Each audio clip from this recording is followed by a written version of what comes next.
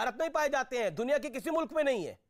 वो भी दुरुस्त है, क्योंकि भारत के अंदर दुनिया की बहुत बड़ी आबादी है मुसलमानों की, जो और इसी देश में लोग गाना गाते हैं कि मुसलमान, इसी देश में लोग छाती पीटते हैं, गाना गाते हैं कि मुसलमान सबसे असुरक्षित है इस मुल्क के अंदर।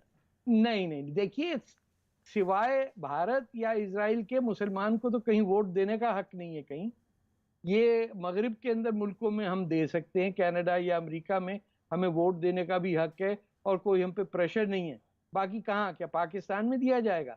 बांग्लादेश में भी डेमोक्रेसी है, लेकिन आप ये समझिए कि तबलीगी जमात का सबसे बड़ा मरकज जो है, और जहाँ वो बांग्लादेश है आज, और उसके अंदर वो आम तौर पे, जो मेरी स्टडी थी, कि एक गैर सियासी इज्तिमा होता था, लेकिन उसके अंदर बिल्कुल मुमकिन है कि उस लाखों की रिक्रूटमेंट होती थी। शोहेब जवाई, ये सऊदी अरब का जो फैसला है, जिसको जमात उलेमा हिंद ने, अभी हमने चिट्ठी भी दिखाई उनकी, मुसलमानों का, भारत में मुसलमानों का सबसे बड़ा संगठन है, उन्होंने बोला कि इस सरकार पर, इस फैसले पर सऊदी सरकार को पुनर्विचार करना चाहिए।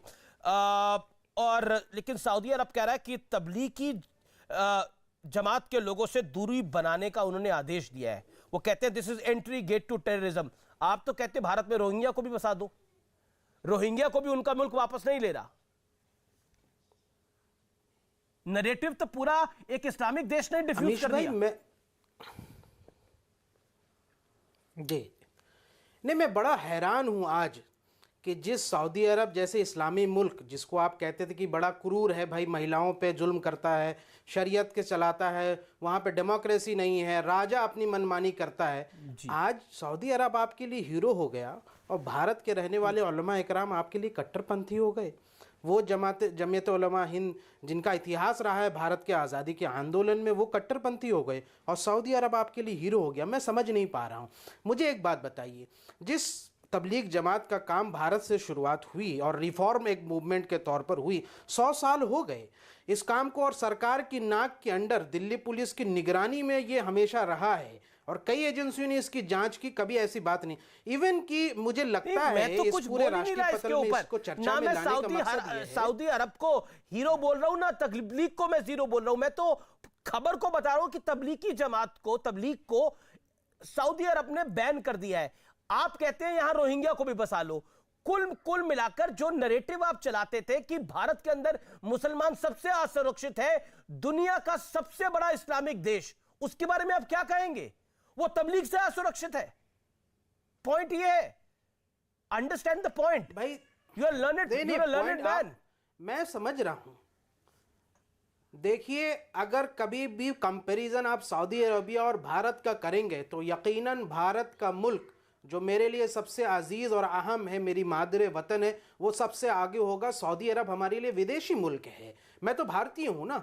हम भारत के संविधान की बात करेंगे, यहाँ के सुप्रीम कोर्ट, यहाँ के फेडरल स्ट्रक्चर, यहाँ के डेमोक्रेसी की बात करेंगे। और भारत का ये संविधान जब कहता है, और सुप्रीम कोर्ट ने, जब मैं समझता हूं कि जब कोरोना का मामला आया, इसी भारत के संविधान से, इसी भारत के संविधान से, इसी भारत के संविधान से जब देश का प्रधानमंत्री अयोध्या में राम मंदिर जो सुप्रीम कोर्ट बनाता है, उसके बाद आप क्या बयान देते हैं? इसी भारत के अंदर। लेकिन चॉइस आपकी है। कभी आपको सऊदी अरब सूट करेगा, कभी आपको भारत सूट करेगा, लेकिन चॉइस आपकी रहेगी। नहीं, ये कौन तो बात उल्टी है ना। तो है आज आपको सऊदी अरब सूट कर रहा है तो आप भारत के लोगों को कटघरे में खड़ा कर रहे हैं। लेकिन जो मैं बात कहना चाह रहा हूं, मुझे 30 सेकंड में, मैं तो भारत में, मेरी तो जन्मी भारत है, मेरा तो मरना भारत के अंदर है। मैं तो भारत के अलावा जाऊंगा तो हमारी मेरे लिए तो कोई मुल्क ही नहीं बना, मेरे लिए तो कोई मुल्क ही नहीं बना जिसमें मैं जा सकता हूं। मुझे कोई लेगा, भारत ही लेगा सिर्फ, और भारत में ही रहूंगा।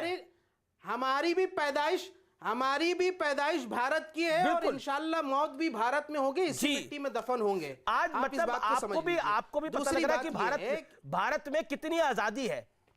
ओके, रिजवान साहब का मैं रुख करता हूं। रिजवान साहब, ये आजादी, रिजवान साहब, एक होता है एहसास, ठीक है, आपके मैंने वक्तव्य को रखा। रिजवान साहब, एक होता है एहसास, एक होता है एहसान, और तीसरा शब्द होता है कि जब आप रियलाइज करते हैं, जब आप रियलाइज करते हैं कि और एहतराम करते हैं। मीडिया आउटलेट नहीं देगा ना। तो ये एहतराम कौन कर रहा है, सुप्रीम कोर्ट ने कहा, एहसान कौन कर रहा है? तो कम्युनल ओके एंगल से आप रिपोर्टिंग करते थे। ओके ओके ओके देखिए मेरा, देखिए ना इसमें कोई कम्युनल एंगल है, ये सिर्फ खबर है, ना इसमें हिंदू है ना कोई मुसलमान है, इसमें एक खबर है और खबर को खबर के तरीके से लिया जाए।